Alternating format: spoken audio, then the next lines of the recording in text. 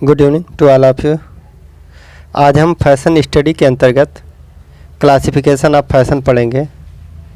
तो फैशन को निम्न भागों में बांटा गया है। पहला है स्टाइल, दूसरा है बेसिक अथवा क्लासिक, तीसरा फैशन ट्रेंड, चौथा है फैड, पांचवा फैशन फॉरकास्टिंग।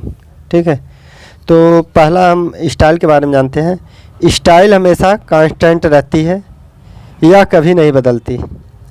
ठीक है, स्टाइल कांस्टेंट रहती है या कभी नहीं बदलती, जबकि फैशन बदलता रहता है। फैशन कंटिन्यू, हर मौसम हर समय बदलता रहता है। स्टाइल फैशन का सुधरा हुआ रूप है। स्टाइल जो है फैशन का ही सुधरा हुआ रूप है। ठीक, किसी भी गारमेंट की आधारभूत आउटलाइन स्टाइल होती है।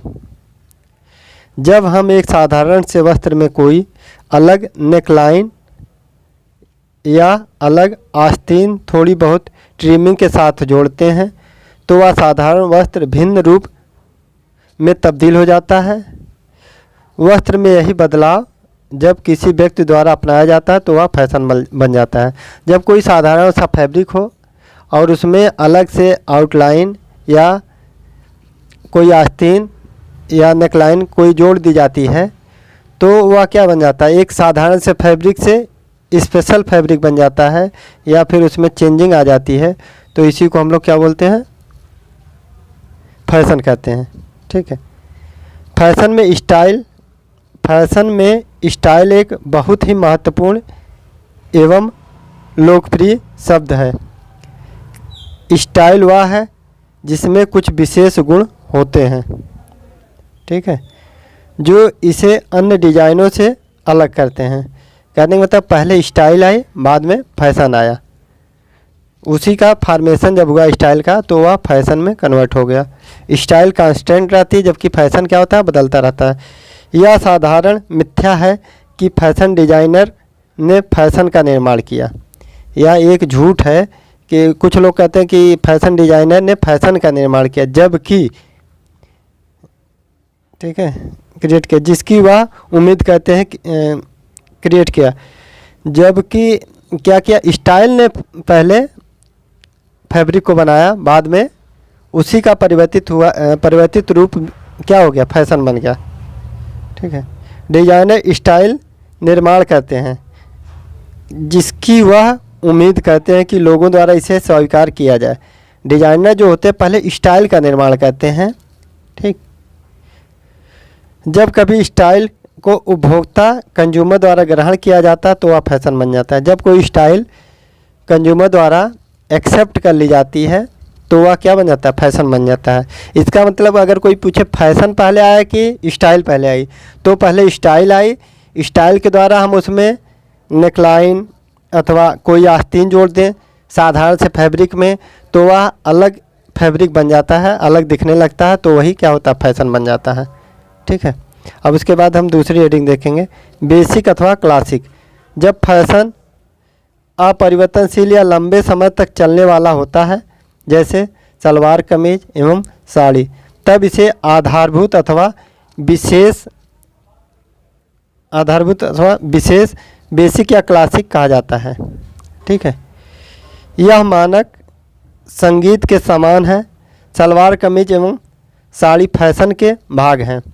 भिन्न भिन्न त्योहारों अथवा उत्सवों पर पहने जाने के लिए किसी भी व्यक्ति को वार्डरोब में एक या अधिक भिन्न भिन्न प्रकार की पोशाकें होती हैं, परंतु कुछ निश्चित अवसर पर बेसिक ही सबसे अधिक महत्वपूर्ण फैशन होता है।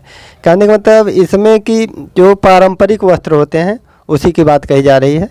ठीक है,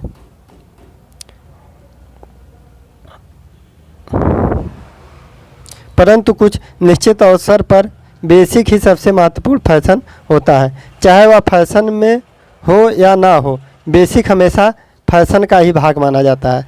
जो बेसिक फैशन होता है वह हमेशा या किसी विशेष अवसर पर वो पहना जाता है, चाहे उस समय में फैशन हो या ना हो, तो हमेशा पहना ही जाता है। इस तरह के वर्गीकरण में कई तरह के परिधान आते हैं। ठीक है, जैसे churidar, kurta, dupatta, shirt, trousers, plain अथवा प्लेटेड स्कर्ट, डेनिम इत्यादि। ये सब क्या है, हमेशा हमेशा पहने जाते हैं, चाहे फैशन हो या ना हो, किसी भी समय में किसी भी अवसर पे, ठीक है। कुछ साधारण से फैशन हैं जो वर्षों से चले आ रहे हैं, जैसे साड़ी। साड़ी जो फैशन है ये हमेशा से चली आ रही है, चाहे कितना भी मॉडर्न हो जाए इंडिया, साड़ी लोग पहन ही रहे हैं, ठीक है। बेसिक अथवा क्लासिक वे आउटफिट्स हैं जो काफ़ी लंबे समय से फैशन का रूप है एवं काफ़ी लंबे समय तक फैशन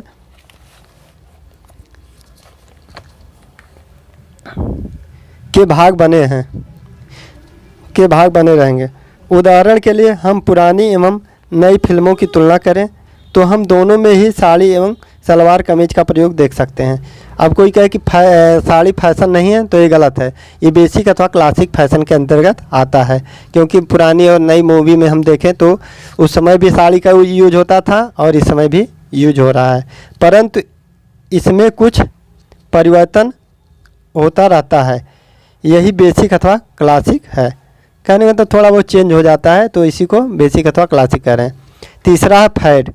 फैशन को कम समय तक रहने वाले फैशन के तौर पर परिभाषित किया जा सकता है। फैड को कम समय तक रहने वाले फैशन के तौर पर परिभाषित किया जा सकता है।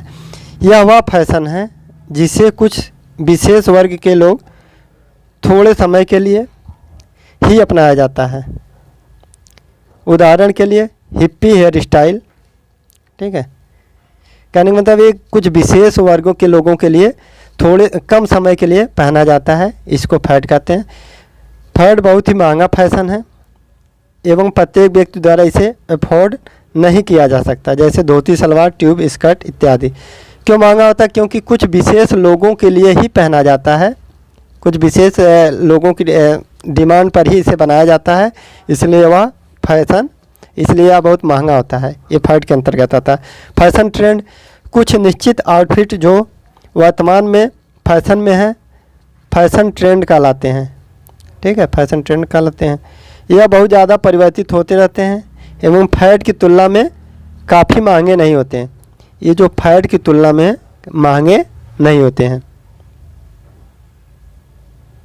जो वस्त्र अधिक लोगों द्वारा पसंद किए जाते हैं उनकी अच्छी क्वालिटी के फैब्रिक एवं ट्रिमिंग का प्रयोग करके अधिक संख्या में सिलाई की जाती है एवं बाज़ार में बेचा जाता है। जिसकी डिमांड ज़्यादा होती है वो बाज़ार में ज़्यादा आते हैं, ताकि इन वस्त्रों की अपर क्लास एवं मध्य क्लास के लोग द्वारा खरीदा एवं पहना जा सके, ठीक है। तब ये वस्त्र फैशन ट्रेंड कहलाते हैं। फैशन ट्रेंड में कपड़ा फैड की तुलना में बहुत सस्ता होता है। यह लगभग अपर क्लास के लोग और मिडिल क्लास के दोनों टाइप के लोग पहनते हैं। उदाहरण के लिए सलवार सूट, पैरेलल सलवार एवं छोटी कुर्ती इत्यादि, ठीक है। फैशन फॉरकास्टिंग, फैशन का पूर्वानुमान फैशन इंडस्ट्री के लिए मददगार होता है। फैशन का पूर्वानुमान फैशन इंडस्ट्री के लिए मददगार होता है। इस पद्धति में उपभोक्ता के मूड, मौसम, फैब्रिक के प्रति रुझान को समझकर नए परिधानों को डिज़ाइन किया जा सकता है। इसके अंतर्गत हम लोग देखते हैं कस्टमर की क्या मूड है, मौसम कैसा है, फैब्रिक के प्रति लोगों के रुझान क्या है, उस हिसाब से डिज़ाइन किया जाता है। उपभोक्ता अपनी संस्कृत, अवसर और भौगोलिक स्थान के आधार पर भी वेशभूषा का चयन करते हैं। जैसे जो वहाँ का जो कल्चर है उस कल्चर के अनुसार और किस टाइप का फंक्शन है, फंक्शन के अनुसार और भौगोलिक परिस्थितियाँ कैसी हैं, कि मतलब ठंडी है कि गर्मी है कि किस अक्षांश के अंतर्गत आते हैं, उसके अनुसार वेशभूषा का चयन करते हैं। फैशन का पूर्वानुमान कई संचार मीडिया, कम्युनिकेशन मीडिया की सहायता से किया जा सकता है, जैसे cinema, fashion show, press, magazine, अखबार एवं विंडो डिस्प्ले इत्यादि। इसके माध्यम से भी हम लोग अनुमान लगाते हैं। जैसे सिनेमा में कोई फैब्रिक पहन के आ गया तो कभी कभी उसको देख कर के लोग ज़्यादा पहनने लगते हैं, या फैशन शो है, फैशन शो को देख कर के लोग उस टाइप के फैब्रिक की डिमांड करने लगते हैं। मैगजीन, अखबार के सहायता से भी इसका अनुमान लगाया जा सकता है। Okay, thank you.